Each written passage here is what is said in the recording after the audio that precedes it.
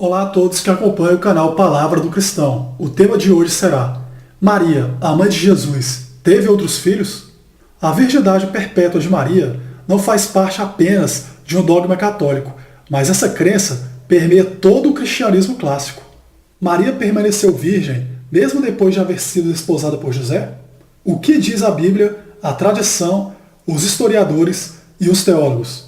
Bem, primeiramente, na Bíblia, existem algumas passagens que citam os irmãos de Jesus, e nesse contexto podemos entender que faziam parte da família de Nosso Senhor. No Evangelho de Mateus, capítulo 13, versículo 55, podemos ler o seguinte: Não é este o filho do carpinteiro?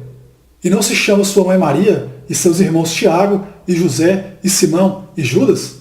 De maneira semelhante, o evangelista Marcos, no capítulo 6, versículo 3, diz o seguinte: Não é este o carpinteiro, filho de Maria, e irmão de Tiago, e de José, e de Judas, e de Simão? E não estão aqui conosco suas irmãs? E escandalizavam-se nele. No mesmo livro, no capítulo 3, versículos 31 a 32, está escrito: Então chegaram a mãe e os irmãos de Jesus. Ficando do lado de fora, mandaram alguém chamá-lo. Havia muita gente assentada ao seu redor. E lhe disseram: Tua mãe e teus irmãos estão lá fora e te procuram. Em João, capítulo 7, versículos 2 a 5, lemos o seguinte: E estava próxima a festa dos judeus, a dos tabernáculos. Disseram-lhe, pois, seus irmãos: Sai daqui e vai para a Judeia, para que também os teus discípulos vejam as obras que fazes. Porque não há ninguém que procure ser conhecido que faça coisa alguma em oculto. Se fazes essas coisas, manifesta-te ao mundo, porque nem mesmo seus irmãos criam nele. Ao final, em Gálatas, capítulo 1, versículos 18 a 19, está escrito o seguinte: Depois, passados 3 anos, fui a Jerusalém para ver a Pedro, e fiquei com ele 15 dias, e não vi a nenhum outro dos apóstolos, senão a Tiago, irmão do Senhor. A tradição clássica, proveniente das igrejas ortodoxas e da própria Igreja Católica, fundamenta a virgindade perpétua de Maria em vários fatores. Primeiro, o termo irmão, citado nessas passagens, não significa um parente colateral, isto é, um parente de segundo grau, mas um parente de quarto grau, ou seja, um primo. E isso pode ter acontecido por um erro de tradução dos textos. Segundo, José teve outra esposa antes de Maria, e os irmãos de Jesus, na verdade, eram filhos apenas de José. Maria, portanto, era a mãe adotiva deles. Terceiro, José faleceu antes de Jesus ser crucificado, já em idade avançada. Há de se dizer que os primeiros cristãos chamavam Maria de Aei Paternos, ou seja, sempre virgem, para expressar que Jesus não nasceu do sangue, nem da vontade da carne, nem da vontade do homem, mas sim de Deus. Por assim dizer, segundo esse dogma, Maria se manteve pura antes, durante e depois do parto. Essa é a fé católica professada na tradição, nos escritos e documentos conciliares milenares. Em análise a alguns manuscritos e textos apócrifos, lê-se que José casou-se com Maria aos 30 anos de idade, sendo viúvo, com filhos de seu primeiro casamento.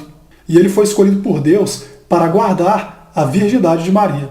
Também afirmam que José morreu aos 60 anos de idade, antes do início da vida pública de Jesus, pois a partir desse momento não é mais citado nos textos bíblicos. Ademais, a última menção feita a José na Bíblia é quando ele procura por Jesus no Templo de Jerusalém.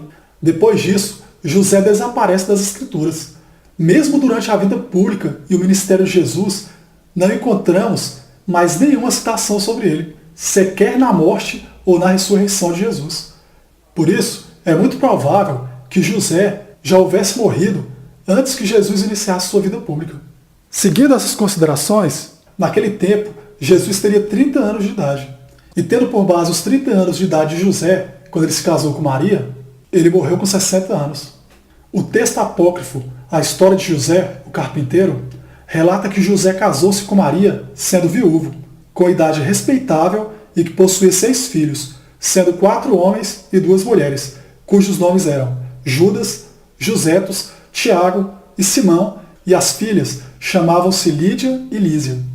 A gente percebe que o nome dos homens são os mesmos citados na Bíblia, e a Bíblia fala nas irmãs de Jesus também. O mesmo texto informam que José abandonou esta vida mortal e viveu 112 anos de idade. Historiadores e teólogos confirmam muitos dos fatos citados aqui. É bastante provável que José fosse viúvo quando ele se casou com Maria, e que de fato ele tivesse outros filhos. Alguns, inclusive, afirmam que José já era velho antes mesmo de se casar com Maria, o que o impediria biologicamente de ter filhos com ela.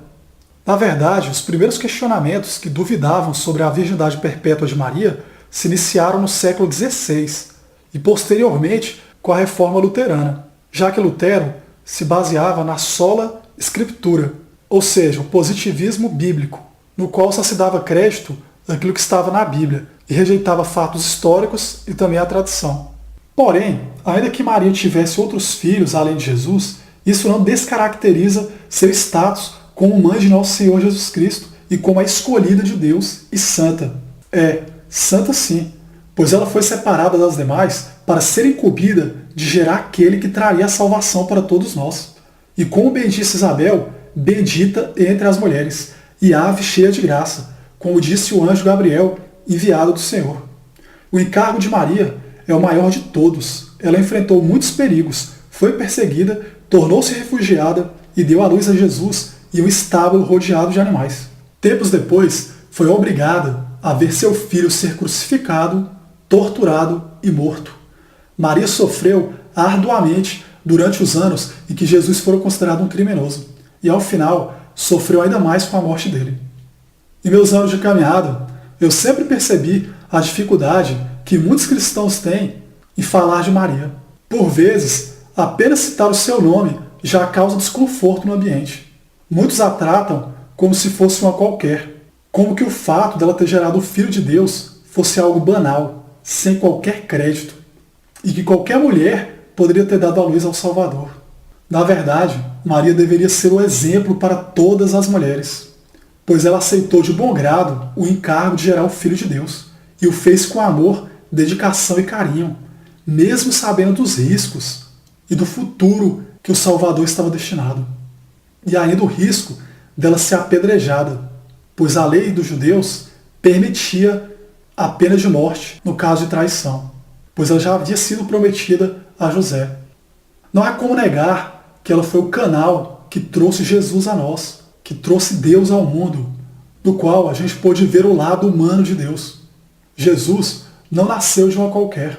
Maria era uma jovem judia de respeito, temente a Deus, e foi escolhida a dedo. Ela foi e sempre será a única mulher dentre todas que foi escolhida para trazer ao seu ventre o Filho do Deus vivo. Maria é citada mesmo no Antigo Testamento. No livro de Isaías, em seu capítulo 7, versículo 14, por exemplo, lemos o seguinte: portanto, o Senhor mesmo vos dará um sinal. Eis que uma virgem conceberá e dará à luz a um filho, e será o seu nome Emanuel. O nome Emanuel se traduz como Deus conosco, ou seja, por intermédio da gravidez de Maria, Deus estaria conosco em carne e osso, nos salvando e nos livrando de todo pecado. Se o próprio Deus nos convida a sermos santos, como Ele é santo, como podemos duvidar ou mesmo questionar a santidade de Maria? O simples fato de ela trazer em seu ventre o próprio Deus já a santificou por completo, tanto em carne quanto em espírito. Maria e Jesus partilharam do mesmo sangue e da mesma essência biológica quando estavam unidos, como mãe e filho. O fato de ela ter tido ou não outros filhos depois de Jesus é questão de fé ou de interpretação. E como dito, não descaracteriza a importância fundamental desta grande mulher. Aliás, a maior de todas para o cristianismo. Maria é, de fato, a mulher mais importante do cristianismo. Além disso, todos nós somos filhos do mesmo Pai e, portanto, somos irmãos de Jesus. Eu termino mais essa reflexão por aqui. Um abraço a todos e fiquem com Deus. Até mais.